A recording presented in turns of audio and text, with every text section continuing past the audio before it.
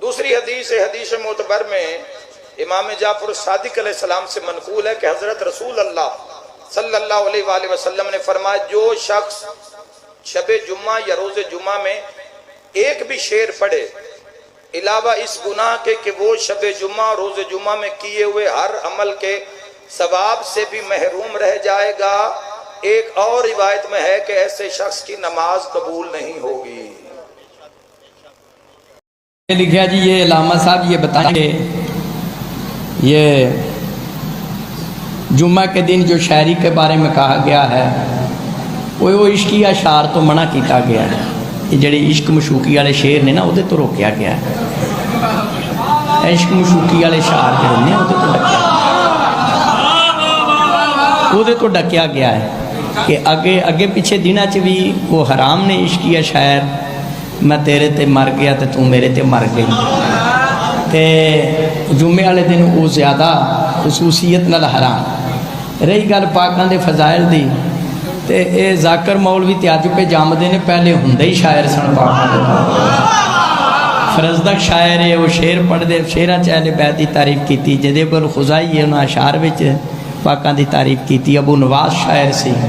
تے 8ویں شہنشاہ پاک 6ویں شہنشاہ پاک حسان بن ثابت جڑا پاک رسول دے دربار دا نعت خواں ہے، وہ ساریاں نعتاں پڑھدا ہی جمعے نوں سی، صلوات پڑھا بابا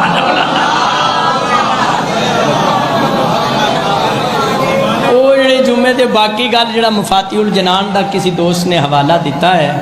تے اس نوں بھلیکھا لگا ہے، اس مفاتیح الجنان وچ جمعے دے اعمال وچ شیخ عباس قمی نے وہ شعر لکھیا نزیلوں کا حیثو متا جہت رکابی وظیفوں کا حیثو کنتو من البلادی۔ جمعے والے دن یہ شعر شیخ عباس قمی کہندے نے یہ شعر عربی چ پڑھو، ہر بندہ پڑھے، وہ دا ترجمہ ہے وے نزیلوں کا حیثو متا جہت رکابی کہ میں تیرا مہمان ہوں امام زمانہ، خواہ میں کسی شہر میں بھی چلا جاؤں،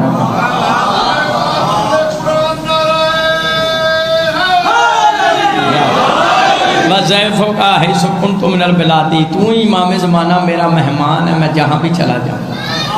یہ اگر جمعے والے دن پاکاں دی نسبت نال کوئی شعر حرام ہوندا تے شیخ عباس قمی نے اپنی مفاتیح وچ وہ شعر جمعے دے اعمال وچ کیوں لکھیا؟ یہ پڑھو تے امام زمانہ تواڈے رزق دے باہر آسان ہے۔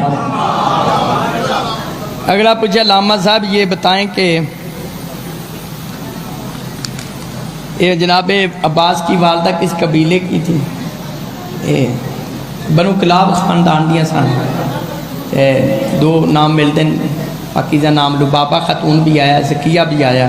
انہاں دے جڑے نام یہ بیوی دا نام ہے، لیکن والدہ جناب غازی عباس دے بارے پوچھ ہوتے ام البنین ہیں،